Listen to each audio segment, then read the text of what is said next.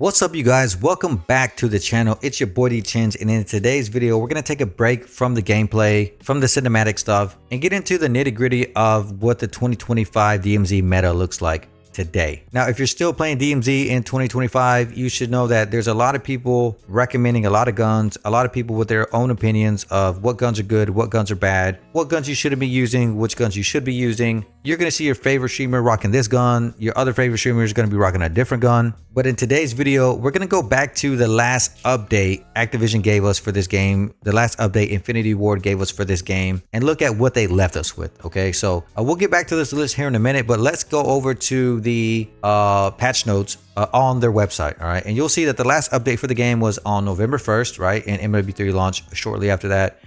October 24th is when they gave us weapon balancing. Okay, now globally they did a few things. For the mini bog, they nerfed it.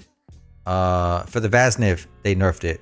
The Lockman Shroud also got a nerf in reduced mid and far range. The ISO 9mm got a nerf in damage range, which is fine because you're not using the ISO 9mm at a far range. Okay, but if we go back up here to the Lockman Shroud, you'll see that a lot of people are recommending this gun. A lot of people stand by this gun, but you'll see that in Season 6, it did get a nerf. Reduced mid and far damage range. Okay, now let's scroll over here to the PDSW. It got a slight nerf in mid damage range. The Fennec got a nerf and increased mid damage range. The Bass P also got a buff, increased mid damage range. All right, and then we'll scroll down to the ARs. The TR-76 guys was nerfed into the ground. It got an increased long range damage amount, but for the most part it was nerfed to the ground. The Cast-Off 762 increased close damage range. All right, the Cast-Off 74U got a buff in close damage range. Got a nerf in close damage range, got a buff in long range damage amount, and a nerf in leg location damage. The TAC 56 reduced damage range here, so that was nerfed. FR Vancer got nerfs in damage range and damage range amount. M16, nobody's using the gun, who cares? But it did get a slight nerf in damage range, mid damage range at that. Tempest Razorback, it got buffed in close damage range and a buff in mid and long range damage amount. This gun is still a really good gun in 2025. All right, the M4 also got a buff, increased close damage range. All right, and the Logman 556 increased close and mid damage range. The Logman 556 was always kind of like a sleeper build, a sleeper gun for a lot of people. The recoil is really low, similar to like an M13B or ISO Hemlock. It's a really easy gun to use. They nerfed it in Season 4, and then they brought it back in Season 5 and Season 6. All right, so the Logman 556, it's a really good gun to use in 2025. All right, battle rifles, Cronin Squall got nerfed into the ground. This gun was nerfed over several seasons. The SO14, the Logman 762, and the FTAC Recon all got damage range buffs. All right, you don't see a lot of people using these guns, SO14, the Logman 762, and the FTAC Recon, but they are there. And sometimes you'll see the occasional person using those guns. The Lockwood 300 got a reduced damage range nerf when using the 12 gauge trigger with using the dual trigger with 12 gauge and Dragon's Breath ammo. The Bryson 800, would you look at that? It was nerfed using 12 gauge and Dragon's Breath. All right, Expedite 12 got a slight buff in damage range, and the KV Broadside with 12 gauge ammo and Dragon's Breath ammo got some nerfs and buffs there. Marksman rifles, some people will tell you to still use the Tempest Torrent. It was nerfed. All right, it was nerfed in Season 6, and it was nerfed over a couple of seasons. LMGs, the RAW increased mid to far damage range. You don't see a lot of people using these guns. All right, and then we go to Warzone specific updates, and if you know this, DMZ was a part of Warzone.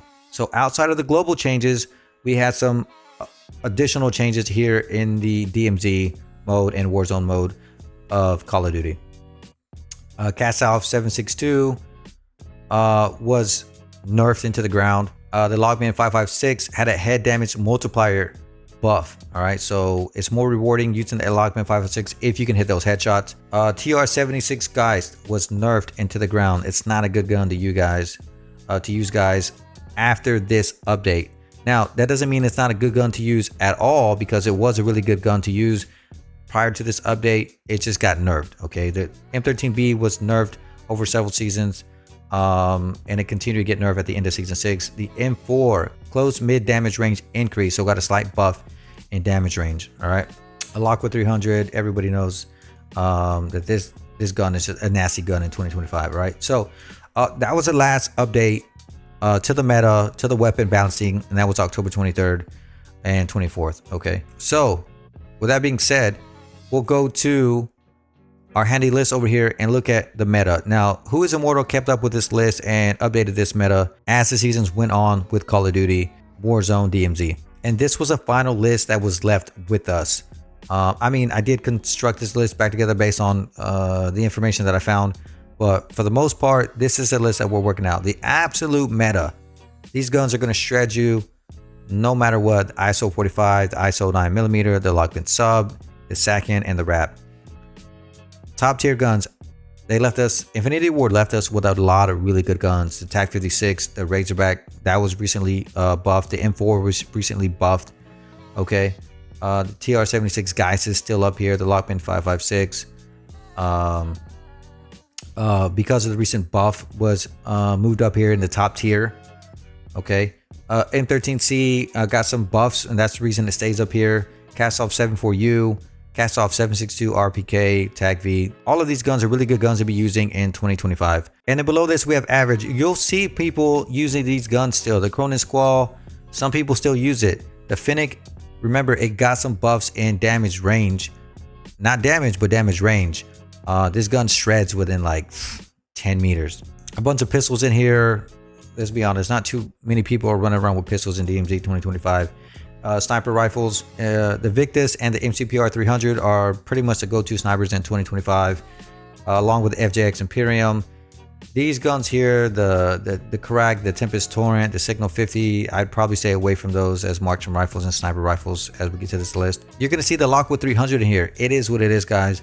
This gun with the dual trigger is a nasty gun. Guns that you really don't want to be using in 2025. The Minibok, the M16, the ISO Hemlock, the Bryson 800. Yes, it's below average. Remember, we just saw that it got nerfed in the last season, but because of the anti-armor rounds, this gun remains the meta. You could say, hey, this gun belongs up here in the absolute meta, but if you take the anti-armor rounds away from this gun, it's down here. And you could say that with every gun. Look, if you have a gun up here in the absolute meta category, ISO 45, ISO 9mm, a Lockman sub, a Sakin, or a Wrap. If you have any of these guns here and you're using them without an ammunition, without a field upgrade, without the anti-armor round specifically, you're going to beat most of these guns shot for shot. If you put the anti-armor rounds in the Minibok, it's going to take out the ISO 45. If you put anti-armor rounds in an ISO Hemlock, it's going to be somebody that's using a Tempest Razorback. And so the use of anti-armor rounds in 2025 really kind of makes this list obsolete. But you should know that shot for shot, without the use of anti-armor rounds,